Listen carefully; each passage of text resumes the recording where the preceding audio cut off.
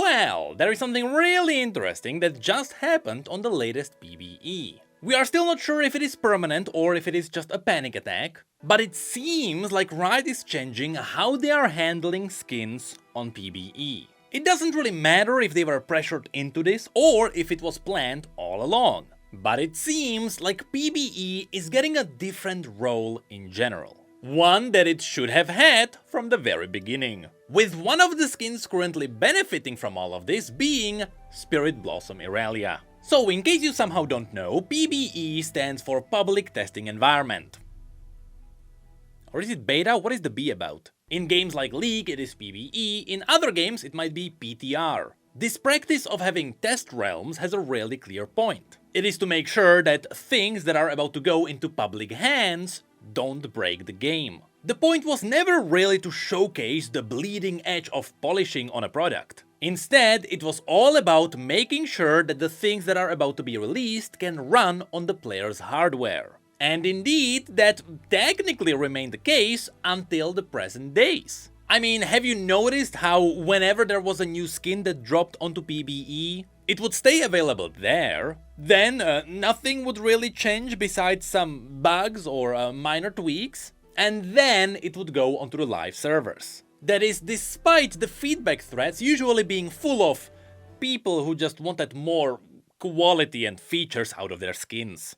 Well, all of that happened because technically Riot's stance on PvE was unmoved. It wasn't about showcasing a skin and seeing if people like it, it was all about testing if the skin actually works. So in short, the skins were put onto the PvE to see if they break, and if they don't, they would be shipped onto the live servers. But lately, you might have noticed that something else started happening on PvE.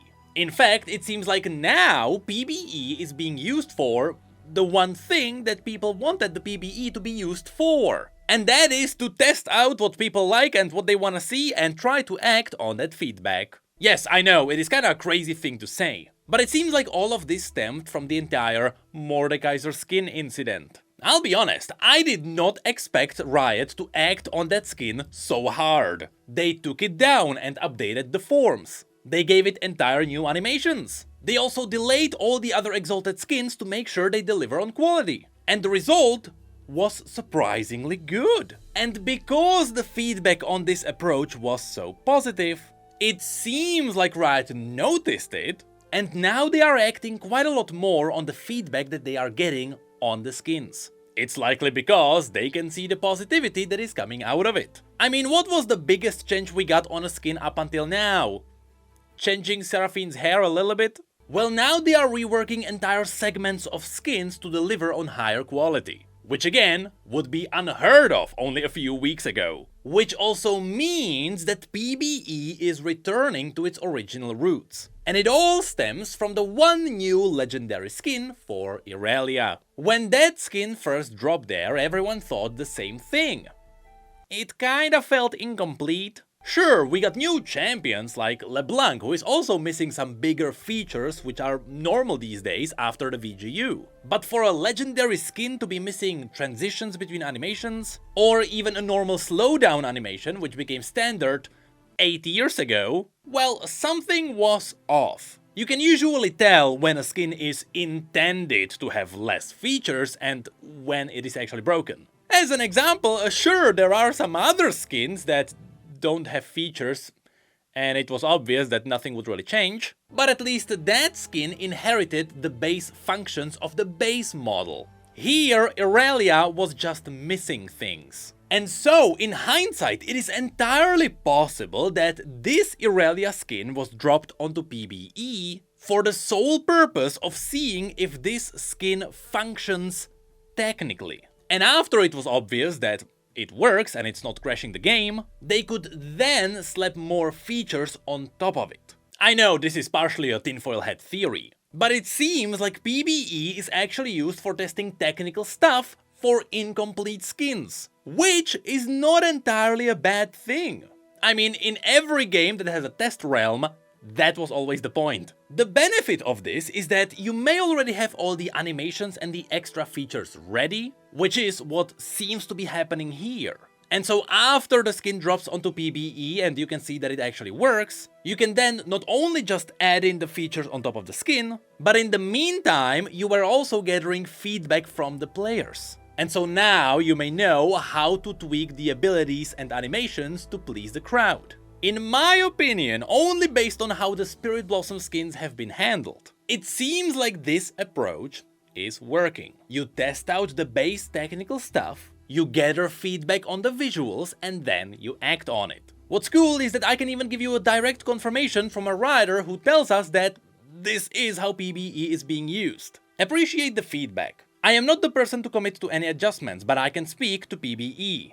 PBE isn't intended to be the final versions, Jinx's Hood added, but a place for broader testing and feedback while nailing some details before the patch goes live globally. The funny thing is that this was a reply to a thread about the Ivern skin, and Ivern is still waiting for any kind of a change. Now here's the thing, this quote-unquote correct use of PBE also has a bad side. You see, PBE is usually tested like 2 or 3 weeks before the things go live, which is not that much time.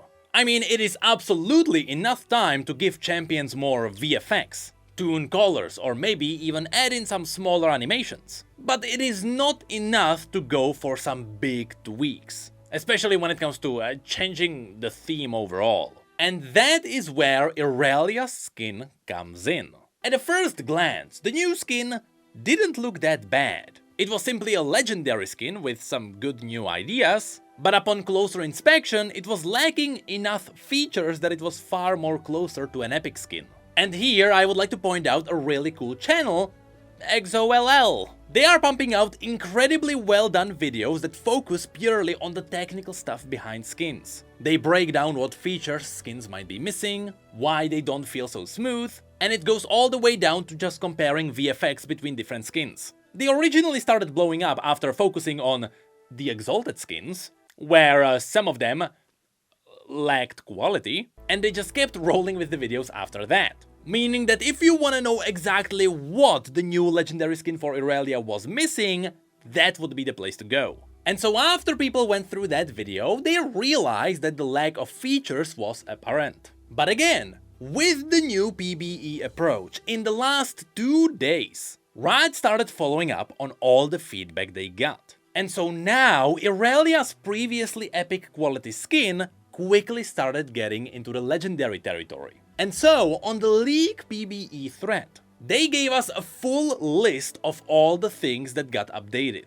And so, the skin now has a properly new home guard. This also includes new animations, it also includes new VFX, and because the entire theme is pawns, they are also reusing the cool reflection tech. Her attack animations are also now unique, as they should be for a legendary skin. Her attack VFX also became more vibrant, which includes the new transformation from her passive. The flow of her hair during the running animation is more pronounced. She got more VFX trails behind her. The idea of her having multiple hands was added to other emotes too, all of which also got new VFX. Her W has more petals around it and it also has a reflection. Her ultimate now has a lot more petals around it, and once again, because it is a pond, it is also using the tech for reflections. This was my biggest feedback for that ability in the last video, because without all of this it kinda felt empty. Then her dance got more VFX, her recall animation also has more VFX. Her death animation is entirely new. Now they also added in the transitions between the animations, apparently there were some smaller model adjustments, and her hair now has water-like effect. Now all of this is quite a lot of work to do in just 2 days. It almost feels like there is no way they could quickly cook all of that from scratch. And so, while it is possible, there is also the chance that all of this was ready. But on PBE, they first needed to test the skin technically, and after it ended up working, they could then add all of this on top of that. And what's interesting is that Irelia is not the only one getting this treatment. That is despite her being the legendary skin, where quality is kinda to be expected. You see, while all of the other Spirit Blossom skins were kinda fine with some exceptions, Zyra also got quite a lot of feedback. And so Riot already started tweaking her ultimate, and now her ultimate looks good. Which means Riot is indeed acting on feedback that they get on PvE. Previously, this was rarely the case. It usually happened when riders started getting bullied. But now, be ready for the fact that on PvE we might just see more incomplete skins. Because Riot would first focus on the technical side, and then they give it all the polish. Again, we have no idea if this is a one-off thing because of Spirit Blossom and how they handled Mordekaiser, or if this is their approach going forward. I mean, again, they got like 2 or 3 weeks before these patches go live, so how many things can they actually change? Sure, I heard that Twitch could get a new sound design, so I wouldn't be surprised if something like that got fixed. But the big question that still remains is something gonna happen to Ivern? Because what could possibly happen to Ivern? I don't think they have the time to rework the entire skin, so at least please give him like a hat or something.